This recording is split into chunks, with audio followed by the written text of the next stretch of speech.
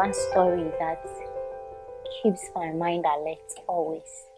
It's a story of a child when I was in the rehabilitation center. She was actually transferred from this community onto the lake. But then the trafficker allegedly said he gave out 200 cedis for that child. But then the parent or the caregiver only had 50 cedis being given to her for that child.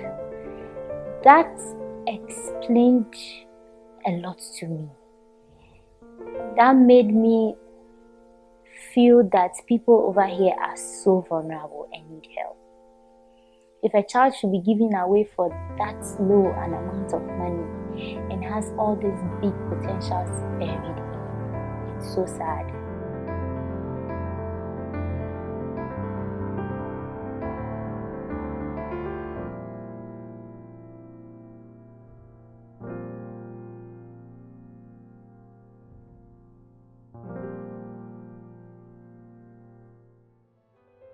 I'm Emmanuel Ejepoku, and I'm a student of the University of Education, Winneba, where I'm studying rehabilitation and disability studies. I felt that I could spend a summer working with an organization which sort of is in line with the work I do. I've been exposed to vulnerable children, and when I heard of the whole Challenging Height concept, I was like, I should go and work with them and see how I can also contribute. One unique thing about art is it's opportunity for you to express yourself. You can just pick up a paper and then just put how you feel on it.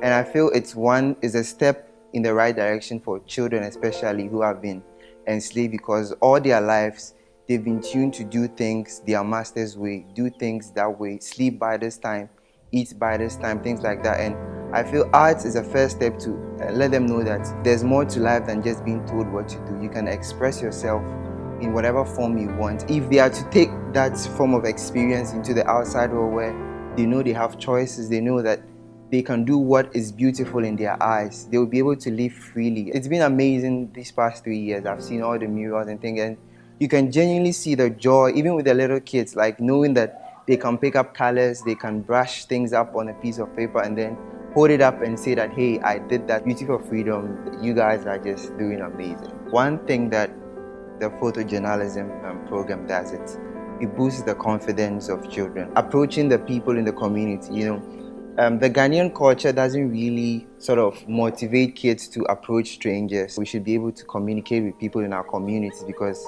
after all, we live in the same area, so why shouldn't we know each other? So I feel the photojournalism program gives the kids the opportunity to interact.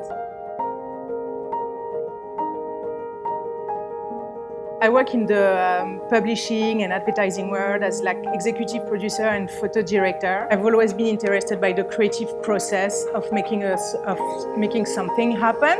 I've been lucky to travel, and all around the world I've been noticing like a great discrepancy between people, the way they live, the way they eat, and on many different levels. I've always been very aware of like social inequalities. The volunteer I've been doing was always around like food, around kids. And this time it's the first time that it's much more on a full creative level. But I'm witnessing that like going on a creative level, we're creating another round of like hope and imagination that I think sometimes you lack due to your condition. You don't even think you're allowed to dream. I came to actually work on a photography curricula and really concentrate on this. And along the way, I found myself like just jumping in to do more and more. And then when we work on the photography, it was very amazing how the kids are craving to learn something. And when you teach them something and then after they show it to you, there is a sort of like pride.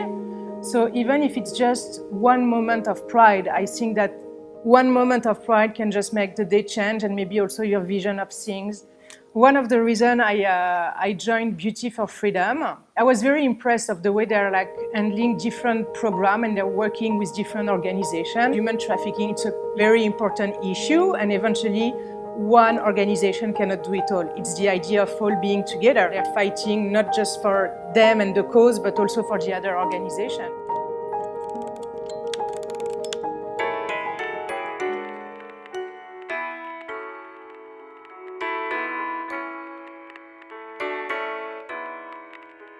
I'm Agnes Arthur. I'm 13 years old in Odoruba Methodist Academy. When you say art and creativity to me, it makes me to be happy. It makes me to think more. It makes me to think far, to make people to see that I did this. When I was young, I liked to paint much. No one would know that I know how to paint. All my family know that I know how to paint. But this program came, see that I know to show people that I know how to paint. Agnes know how to paint this. Agnes know how to draw. That's what the program has helped me. For people to know that even this girl can do this, then that means I can also do that too. In future, I want to be a journalist. At first, I don't know how to handle cameras. But since we started, I know how to handle it. Now how to snap the picture for people to know that this is attractive or interesting. Beauty for Freedom makes me happy, joy, and love. It has changed my life, so I thank them very, very, very. And what they do for me, I like their photograph so much, because if I get a camera and I'm photoing, I'm taking picture of someone and I'm excited. My dream for my country is that the young people in it, or the youth in the country, will bring out their talents to improve the country, and the older ones to also let their young ones to school, and they become a better people or intellectual person in future, and so that they can help the country. Beauty for Freedom has helped me to bring out my talents, and I'll say thank you to Beauty for Freedom, because they've helped the school, the youth in it, to bring out their talent too.